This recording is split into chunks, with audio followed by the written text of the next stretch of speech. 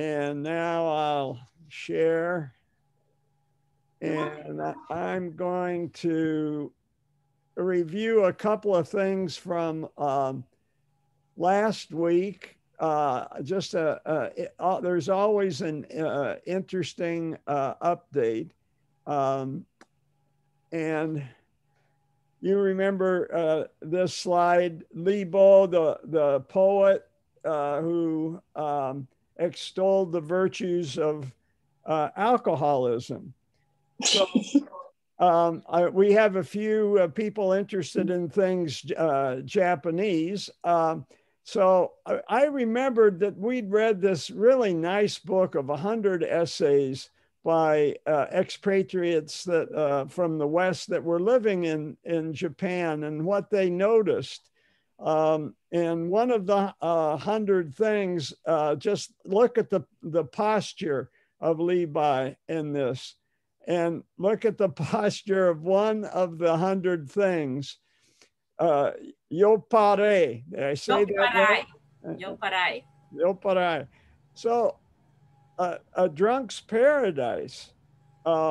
That's what was the comment of, and it was the same comment, really. I think it must have been my memory of this, that I said last week that the Japanese tolerate and even extol and excuse behavior when people drink too much.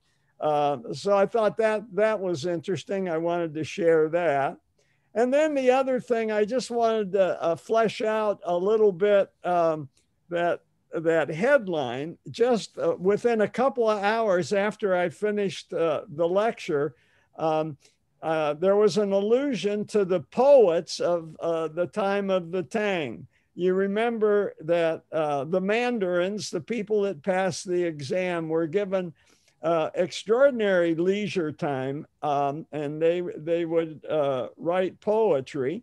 And this aggressive Chinese businessman quoted a 1,100-year-old poem from the Tang Dynasty, and that fell afoul of the government.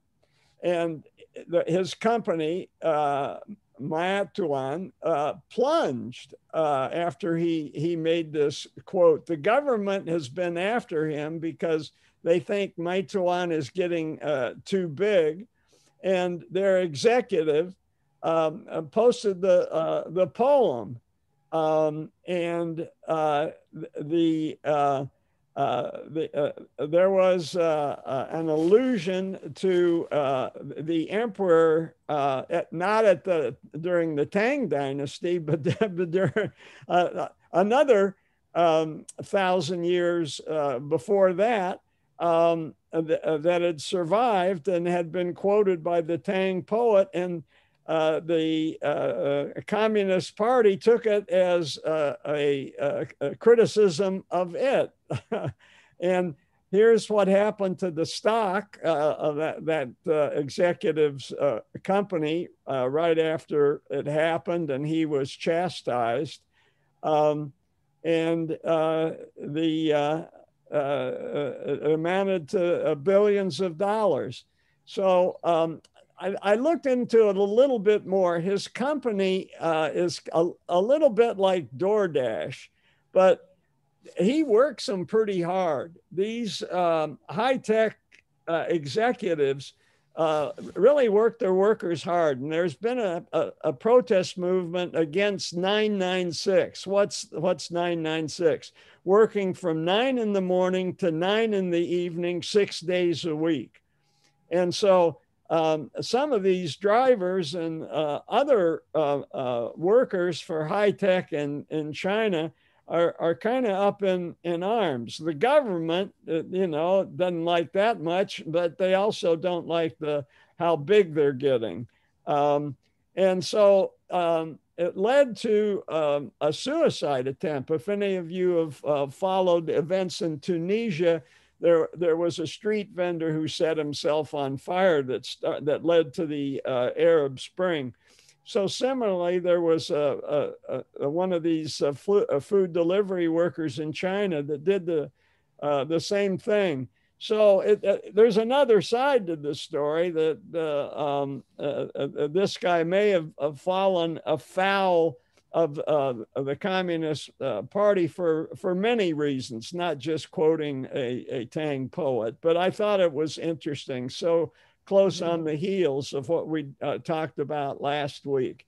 Okay, so we're just going to go and finish off China now with the Mongols tried to finish off China. This is the siege of Beijing. You'll remember the Mongols expanded first into China before they headed west.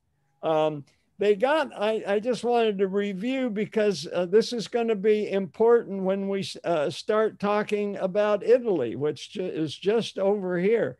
Right across the Adriatic Sea, the Mongols circulated around. You'll remember they knocked off Kiev finally. They went through southern Poland and even skirted into the Holy Roman Empire itself, and really took over Hungary. And then they came down through Croatia and Serbia. And you know, their presence, they were tough guys, and it probably toughened up other countries, just like we commented, it toughened up Russia in their history and their use of the Secret Service and the brutality. And so they came darn close to Vienna, as the Ottoman Turks later would a couple of times. So Vienna just escaped by the skin of its teeth. Venice is just across over here. So they got pretty close. And that stimulated the Italians to try to find out what's going on there.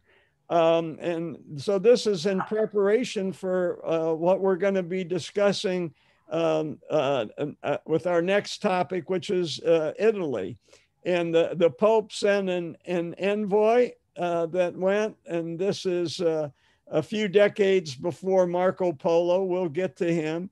And this envoy found what he was called diplomatic competence. These weren't uncivilized nomads. In the court, there was a Parisian silversmith, an Englishman, Hungarian adventurers, a Russian builder.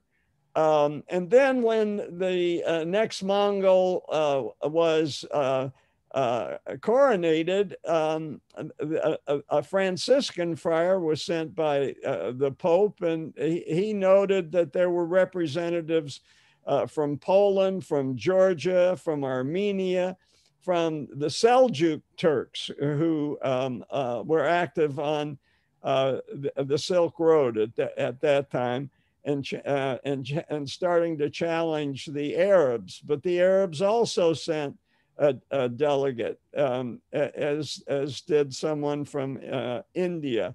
And the way that this monarch was chosen, we remember the Loya Jirga, when we were experiencing in current events the evolution of politics in Afghanistan. And so this is something, a way, a more democratic way, if you will, of choosing a leader. At least there's some consent involved. But the Mongols were not impressed, particularly with the Franciscan who turned up barefooted, and the gifts were deemed to be trivial, and the Mongolian ruler was kind of insulted by the notion that the Pope thought he should stop invading people, and that the lands that he was invading belonged to God. and their conception of God was very different. I'll just make a note. Notice there's a woman in the court, right? So women had more power in the rule of the Mongols, and they're going to start a dynasty. So that's going to be important. So later on, there's further extension, and Constantinople itself was threatened, as was Jerusalem. So what this led to the Mongolian peace. They established way stations on the Silk Road. They made it easier and safer for people to travel on the Silk Road, safer and easier than it had been with the Arabs and the Seljuks. And so this is going to benefit Italy because now there's more movement of trade, and Italy is the terminus. So a lot of stuff is going to go through Italy, and then thus further north into Northern Europe, particularly the lowlands, Holland. And this was not necessarily in the end a bad thing, that you got this 100 years of peace. Now, I just thought that this is an awful busy slide, and I'm sorry for that, but it enumerates all the things, that fleshes out what I'm talking about, all the stuff that moved along the Silk Road besides silk. You had all these spices. You had a fabric. So cotton was an innovation for Europeans. They didn't know the nice, soft cotton garments. Obviously, the luxury goods, the precious stones. Iran contributed leather, but also gunpowder, which was not used just for fireworks as it was in early days, but by the time the Mongols got to China, gunpowder was being used in warfare. But even more important than the goods that went back and forth was the information and the ideas. The other thing that was necessitated by long-term trade, long-distance trading, that would in particular benefit the Italians, was the mechanics of moving money. So the bills of exchange, you didn't want to have to carry a lot of gold for obvious reasons. And banking and the concept of insurance, even with bills of exchange, you were still at risk, obviously, anywhere on the road. The other ideas that came were a spreading of Islamic advances in mathematics, astronomy, and science. And this is going to be so important as this information gets to Italy, where universities, the first universities in Europe are being set up. And in anticipation of Gutenberg and the printing press, methods of paper making and printing, those ideas made it across at around this time. So it primed Western Europe for the huge advance that Gutenberg would make. Remember, the Chinese had movable block 500 years before printing started happening in Europe. The problem. And then they even made the movable blocks, but it never took off in China because, as we saw last time, it required 3,000 different characters, and that's not as easy to work in a printing press as working with 26 letters. We talked about that last time. I thought it was worth another mention. So banking systems, money changing, credit. What is credit? Credit is trust. The money moved easier in Pax Mongolia, the Mongolian Peace. So, and money changing came more into need because of that as well. So sorry for this slide. It's just that it contains so much useful information that fleshes out how Italy benefited from the Mongolian peace. And so Marco Polo was another adventurer that set out to explore China. Off he went. And here's his path. And what I didn't realize is he went down to Burma.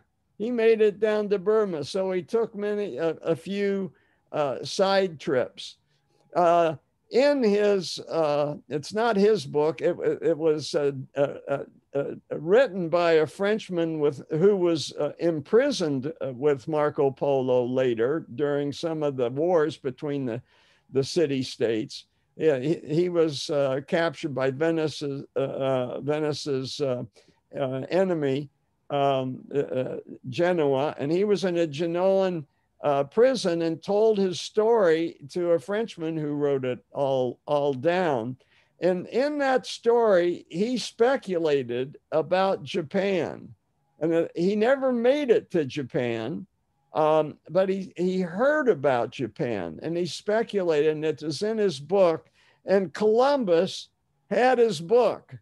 And one of Columbus's targets was Japan, as discussed by Marco Polo, though he never got there. So you people, our Japanese contingent, I thought would be interested in that.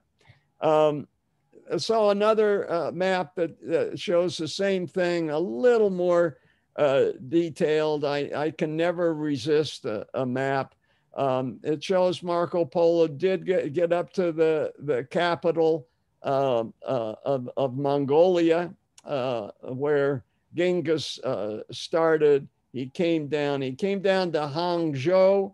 We talked about the Song Dynasty, the Song Dynasty, the northern Song got pressure very early on from not just the Mongols, but others. They eventually moved their capital to Hangzhou. That was as far south as they could retreat. But remember, Polo was on the Silk Road, and there were still Seljuks and their influence. And this is him in a Turkic outfit. Another fabled stop along the way for Polo. And here he is in Hangzhou. Hangzhou was his favorite city. It has a beautiful lake with an island on it, the West Lake. Anybody that's been to Hangzhou, it was their most famous city. And Hangzhou remembers him fondly for the positive TripAdvisor review that he gave it. So this is you can tell from the Chinese characters, this is in a park in Hangzhou. And he's also remembered in Italy, and there's still strong links between Italy and China. They have a special relationship, probably because of this guy. When we were visiting our son there, he introduced us to some Italian students that he had met when he lived in China. Many products going back and forth, but as we know, one of them is going to be the bubonic plague. So that's kind of the down story. And it specifically, the ships from Genoa went to the Crimea, which we learned a lot about when we did Russia. So they traded. This was their beat. They had the Crimea franchise. So Genoa would shuttle back and forth, and on one of the ships they bought back the plague, and as it along with other goods. It started in China and traveled along the Silk Road. So that was the downside. What happens is the Mongolians started the Yuan Dynasty, and like all dynasties, it faded after a while, and the Ming, a warlord named Ming, heard the mandate of heaven and decided to take the initiative, and the Mongols had become soft, and there was a rebellion, and the Ming Dynasty took over, and they were also very strong, and the Chinese economy, it puttered along no matter who was fighting at the top. It puttered along and always maintained the largest share of the world gross national product. And this is 1500. They're ahead of India at this point, and the greatest story that I can find from the Ming before 1500, and we're only going to go with the Ming up to 1500. 1500 is our magic number where we're going to stop, kind of artificially, but when we get back to Europe, you'll see why 1500 is a time for us to take stock of where Europe has been, and to look ahead for where Europe's going. 1500's a watershed moment. But before 1500 in Ming China, this personality stands out. His name, Zheng He, I hope I have that right, the pronunciation. And he was an admiral, but he has a heck of a backstory. His backstory is he was born in Yunnan province to a Muslim family. What? A Muslim family. Yes, the Muslim religion had come in across the Silk Road. There are kind of Turkic influence cities that our son took us to in Gansu province, for instance, but also in Yunnan in the south. There was an Islamic state and or a presence. And at one point during the Ming Rebellion, the Muslims tried to separate, and the Ming captured Zheng He's father.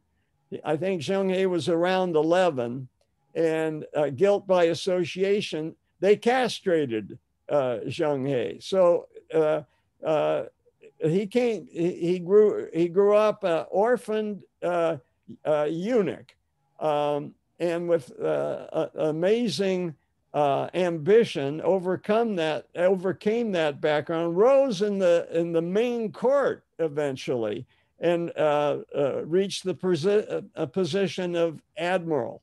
And his ambition was in the early Ming to open up the Ming to the rest of the world by sea. It had always been open, at least in a limited way, throughout its history on the Silk Road. And a lesser way by sea, unofficially by private traders. But he organized a state expedition, and his ships were gigantic. This is Columbus's ship in comparison. There's another comparison. Yeah, here's another one. And you can see these ships, they've got apartments buildings built in one end.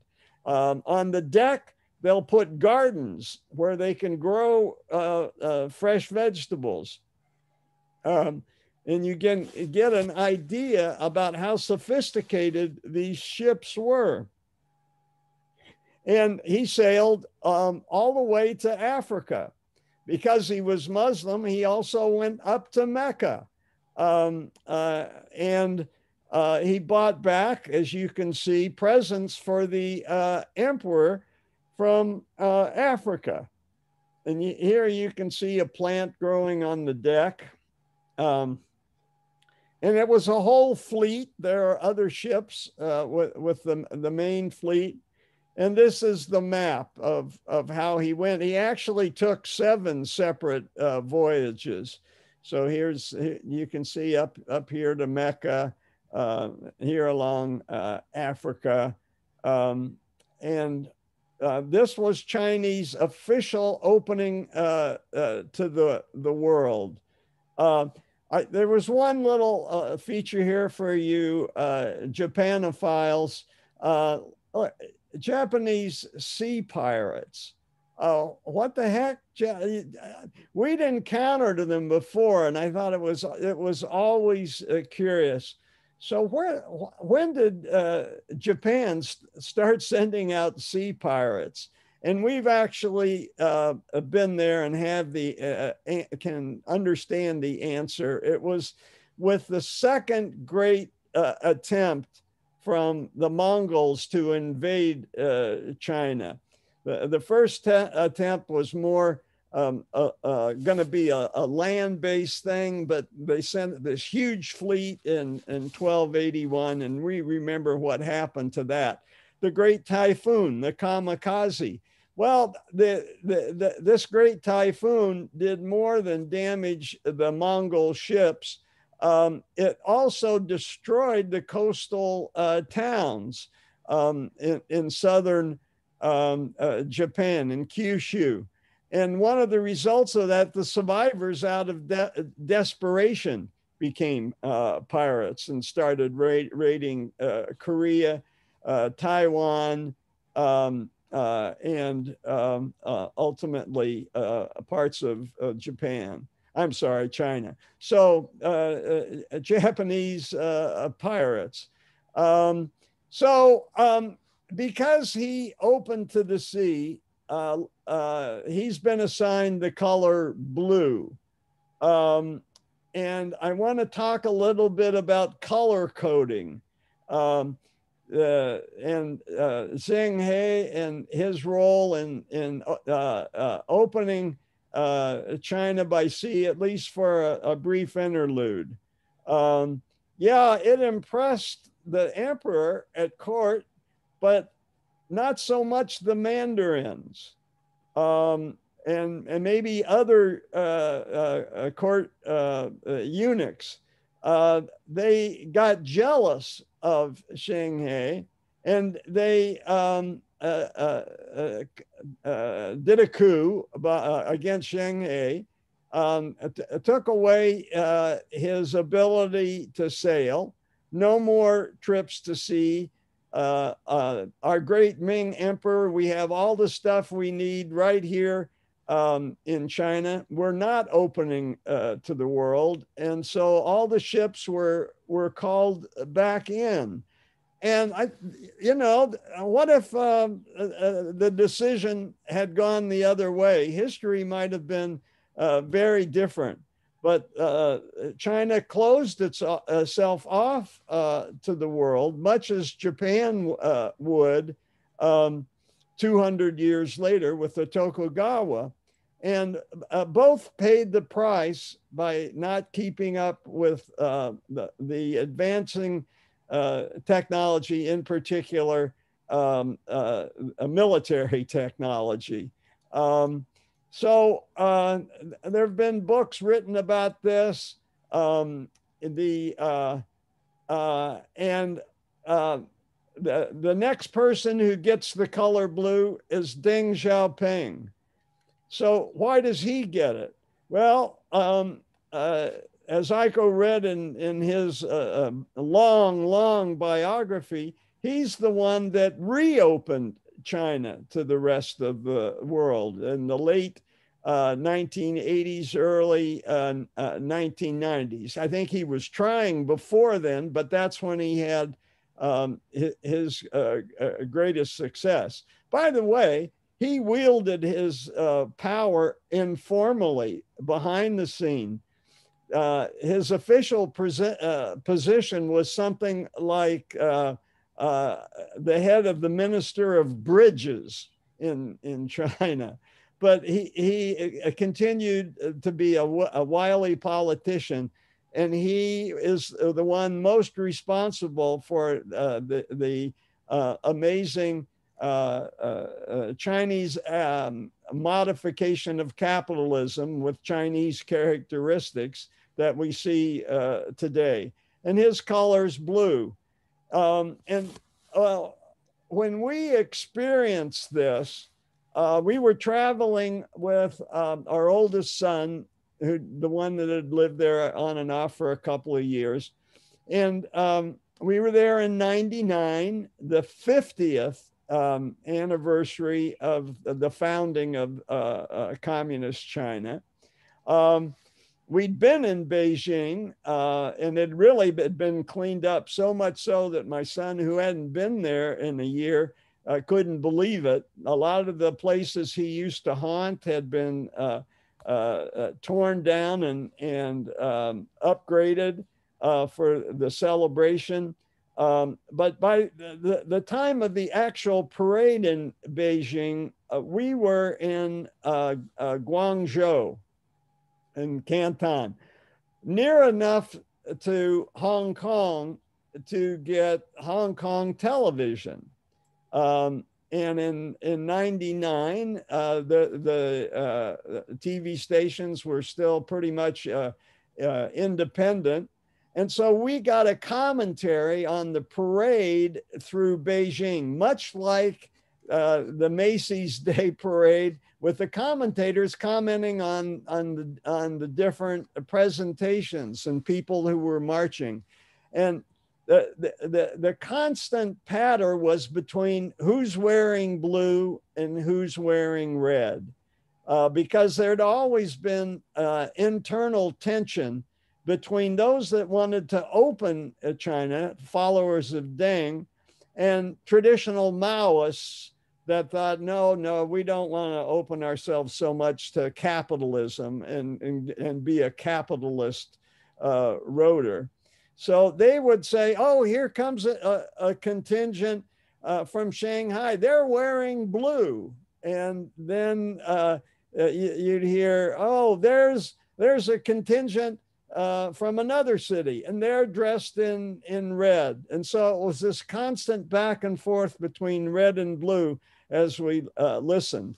And of course, now the rise of Xi Jinping, he is definitely on the Maoist side of things. Obviously, he's trying to preserve the capitalist China, side of thing, but controlling it. And there's some question about whether he's controlling it too much and ruining the ability of Chinese companies to compete internationally, as we've seen with 5G and the reluctance to do business in China.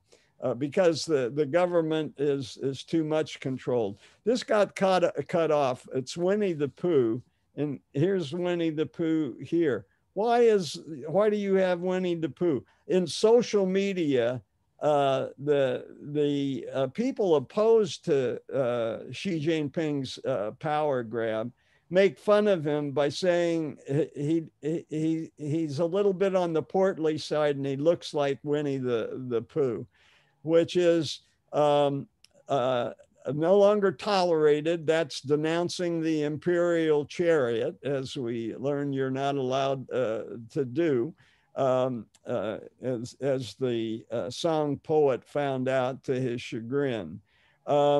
So let's just take a brief comparison of Western Europe and China in these years, and we're ending around 1500. This cheats a little bit and goes to 1550. But in Western Europe, we see what's happening, and to the benefit of Italy, there's a new north-south long-distance trade internally within Europe, benefiting from getting goods off of the Mongol peace. The old Gothic beliefs of the high Middle Ages are giving way to Renaissance type churches, a little bit more relaxed. And the merchants' priorities are beginning to take precedence. They're dominating the towns, just like we saw in the High Middle Ages. And those towns are turning into cities. And as we'll see, they're turning into city states when we get to Italy. And in many cases, in some countries, this is exactly what the royal monarchs, the first among all the warlords, the one warlord, monarch, they like that too, and they're going to go into an alliance in some countries with the merchants. But that doesn't happen in Italy, but it does in France, and it does in England, as we will find out. Well, what's happening in the meantime is China is they're amazingly successful. Their population is growing leaps and bounds, outpacing anything seen in Europe. Their merchants are doing well. They're trading internally on the Grand Canal that we saw that was built. They're also benefiting in the same way that Venice is built, benefiting on the other end of the trade. And we see that there's a Neo-Confucianism. Yeah, this Neo-Confucianism stopped Zheng He from opening up and going abroad. These Neo-Confucianists are very conservative that way, and they've unwisely shut themselves off from the world, as the Ottomans will do later on. The Ottomans postponed the printing press for 200 years out of fear that information among the masses might be negative. And we've seen recent examples that a lot of information among the masses can be negative, that's for sure. So, but at the end of the day, they did have their Confucian ideology, which is ethical. It's not religious. It's in that sense, it's humanistic and it's rational, and that there was a possibility of creating harmonious relationships. So you can almost say, in some sense, it's utopian, that this belief that if everybody behaves correctly, the world can be a harmonious place. The other shifts in Western Europe, just before the magic year of 1500, the Ottomans take Constantinople. Now, they're eventually going to replace the Muslims on the Silk Road as the supervisors, and they may not be as easy to do business with as the Muslims were. Of course, in Western Europe, coming out of this, Columbus with his Marco Polo book is heading off to the New World. The big shift, though, and this is where why we draw the line at 1500, is going to be Martin Luther and his promotion of the individual. The individual can have his own relationship to God. And I remember at the turn of the millennia, there was, okay, who's the man of the millennium? And the one argument that made the most sense, the man of the millennium really was Martin Luther, because of what his idea that the center of things is the individual, and the individual can have a relationship to God. Of course, Western individualism has gone beyond God, and it's very individualistic for other reasons. But Martin Luther opened Pandora's box and turned the back on the communalism of the church. In China, as I said, they've closed themselves off. There's little innovation, and they continue with the Confucian collectivism, the idea that you can create a harmonious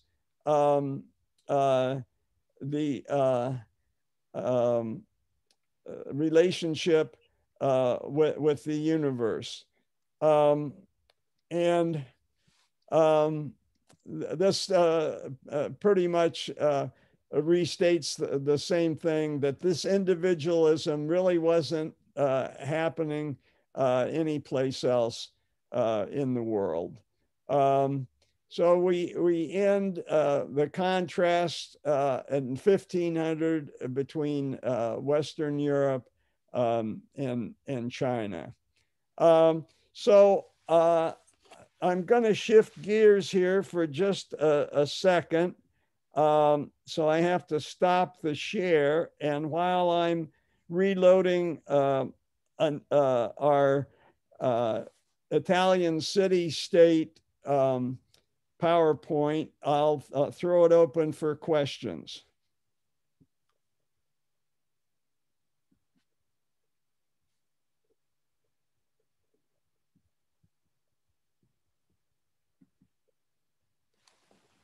Okay, no questions. I had a question, but I've forgotten what it was. Okay. I have a question, Johnny. Where do the Ottomans come from? They came from the steppes. We can remember the steppes, the Altaic waves that came from the steppes. We remember when we talked about the steppes, we looked at the early people from the steppes were Indo-European, but then the last Indo-Europeans to come off the steppes was about the Kushans and around the time of Christ. And then from then on out, it was the Altaic, people who spoke Altaic languages. The Mongols were Altaic, the Turks were Altaic.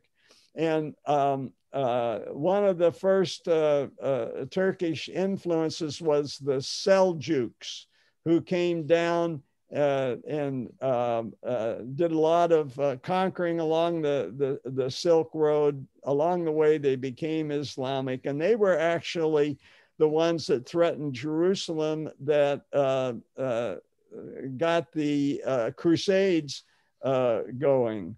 So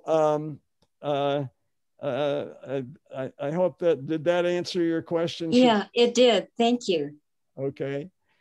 All right. So I think I've managed to get up the other PowerPoint, which I will now share, and you should be seeing that, and up we go.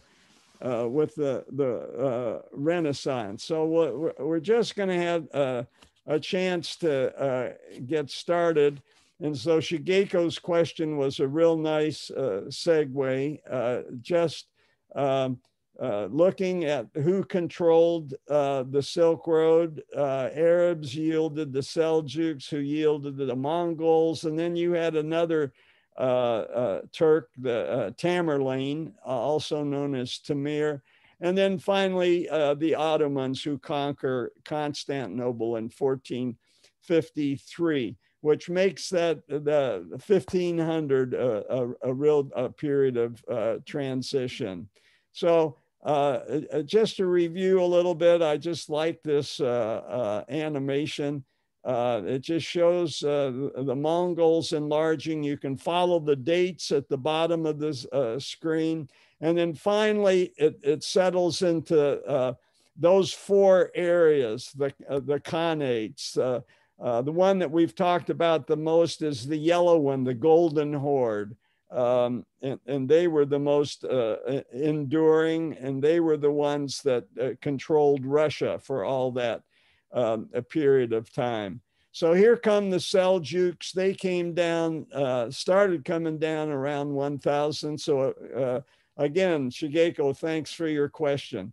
And they come right down from the heartland of the Seljuks on the steppes.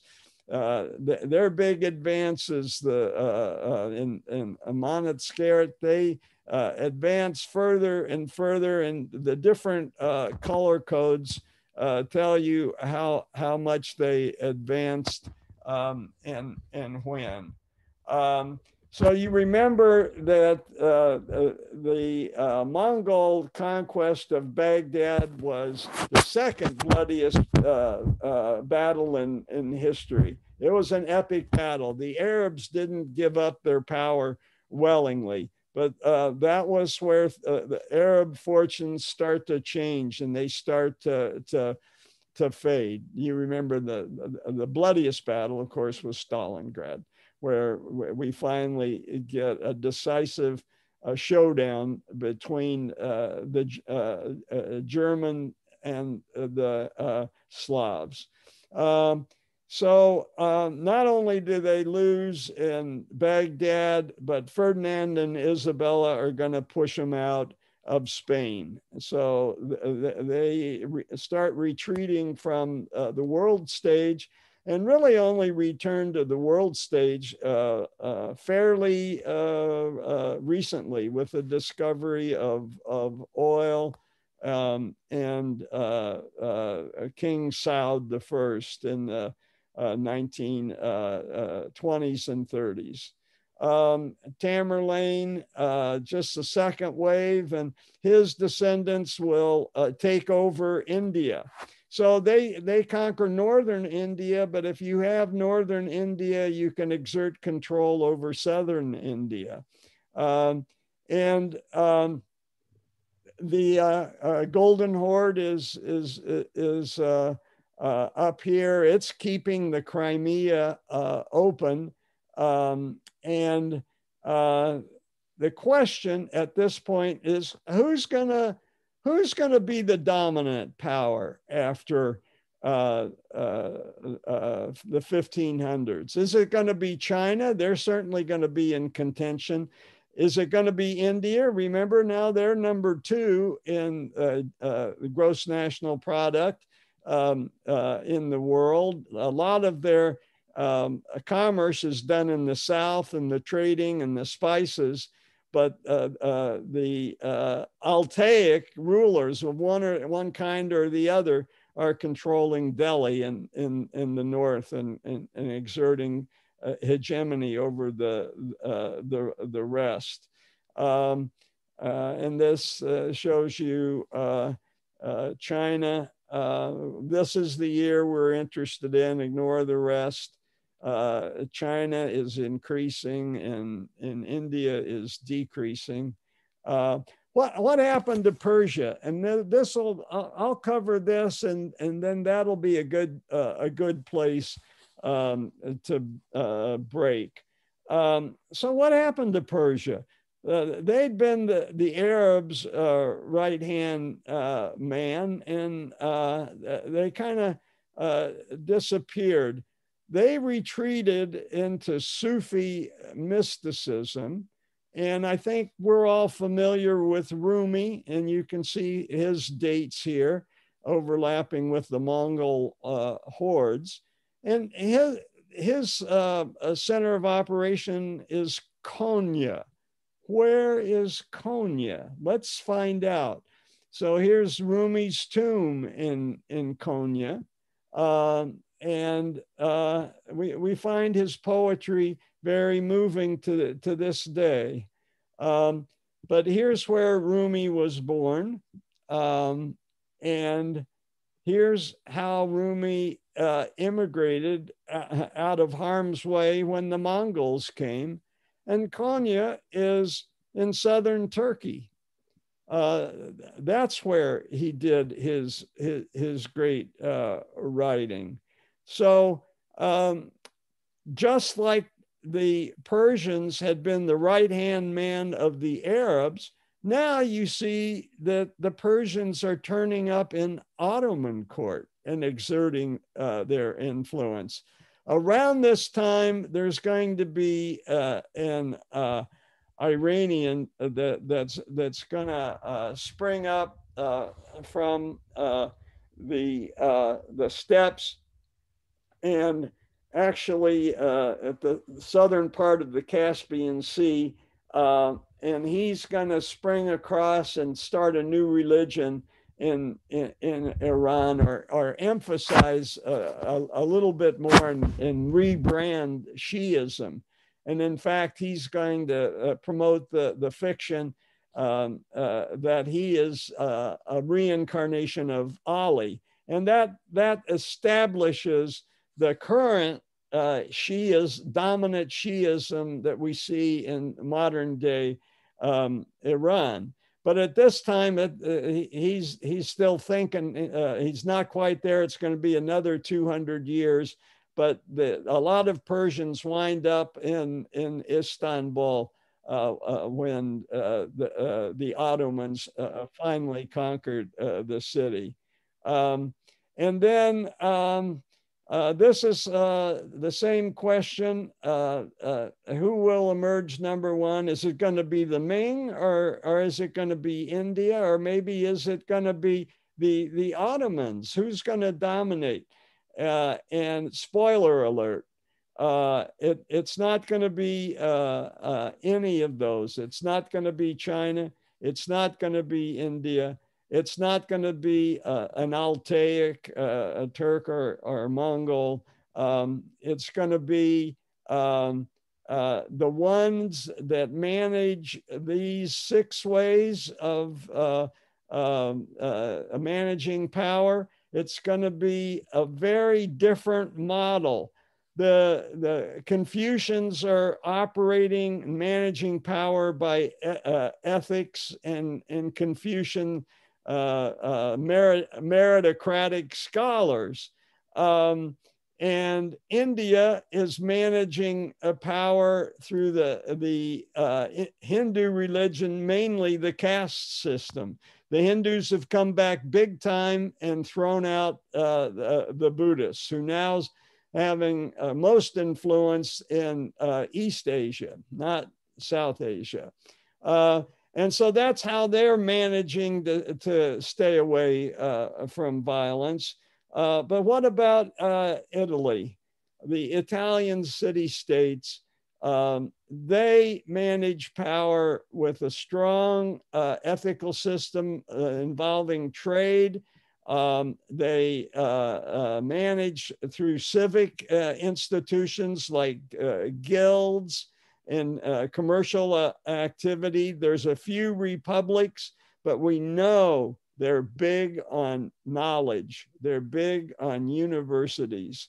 And this is why Europe is going to emerge in the next few hundred years as the stronger, at least militarily, than either India, than China, or than the Altaic presence in Constantinople. All of those, particularly China and the Ottomans, have turned their back on, first of all, the printing press, and then in China, that's the Ottomans, and then in China, they've closed themselves off, at least by the sea, and decided that China has everything it needs.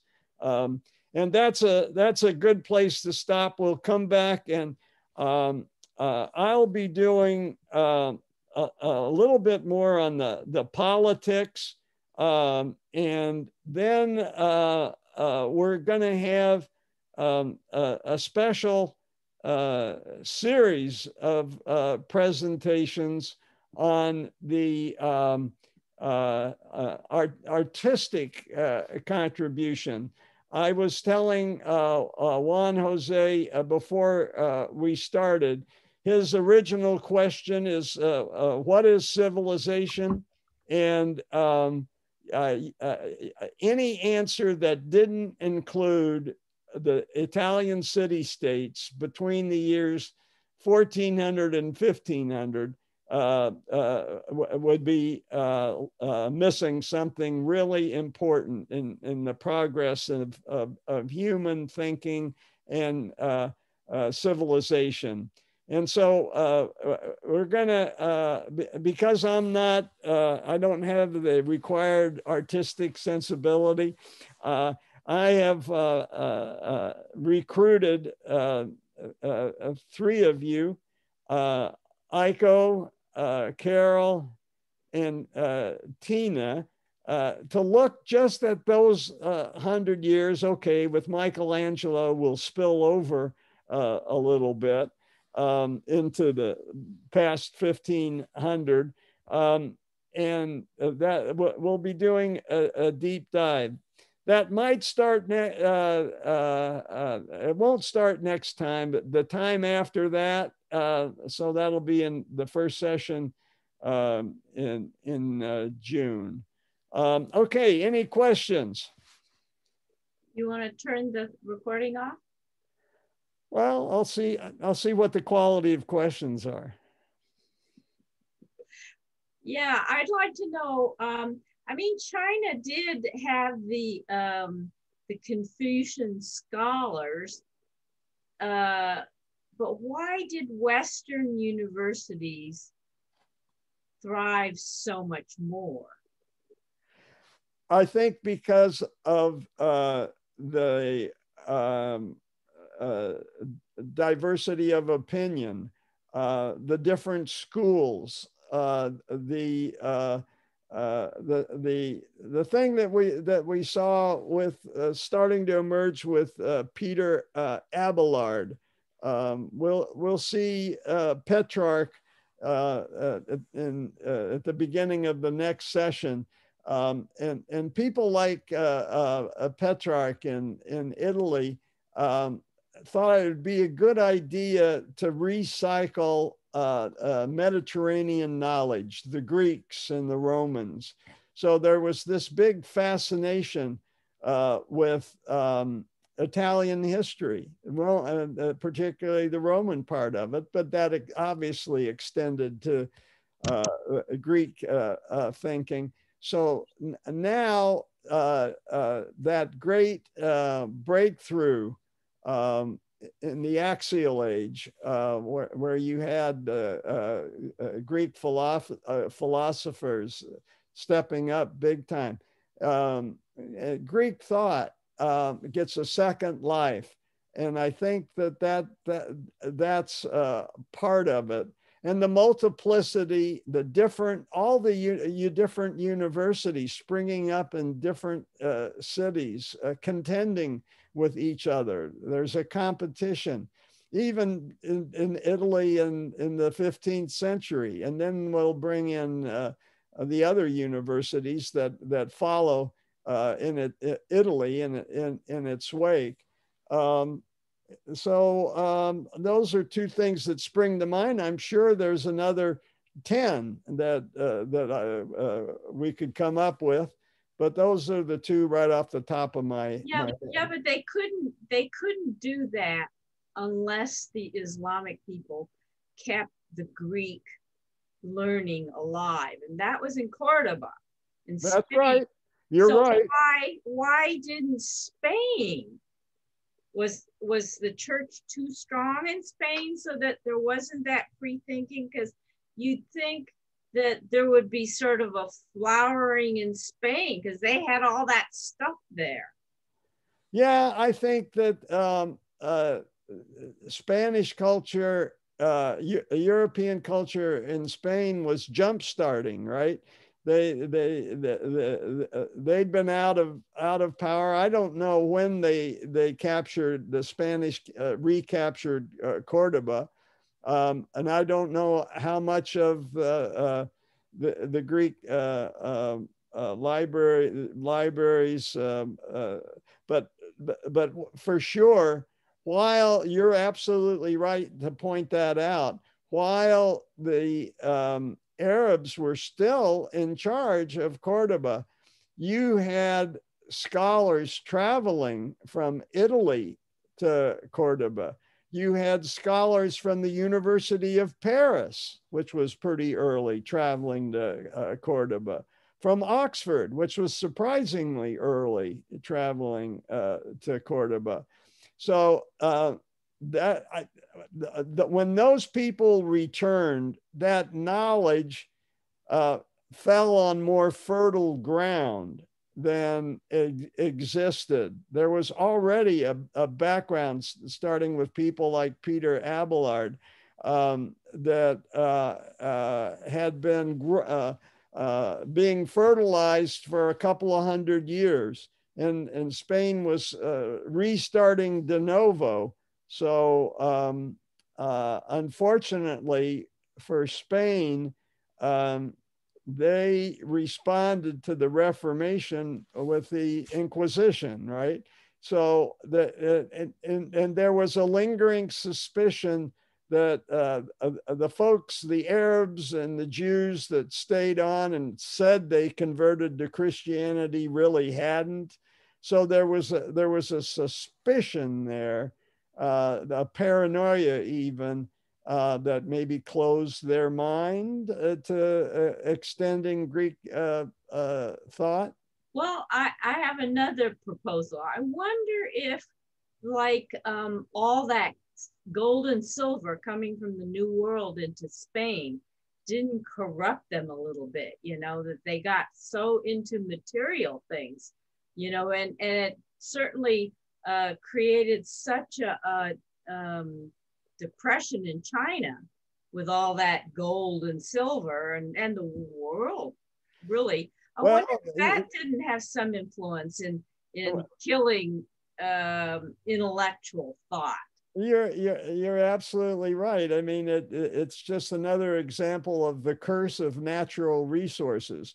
Now, in this case, it was natural resources they were extracting from the mines in Peru, but we've heard of the curse of oil.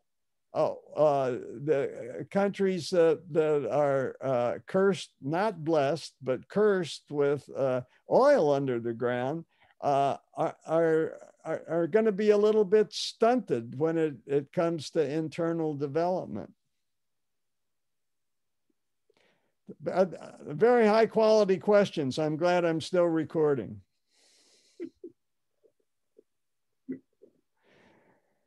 All right, any other questions? I'll stop recording. We can have an informal session for, like we do sometimes, but I'll stop recording now. If I can remember how. You're still recording. I think you're right.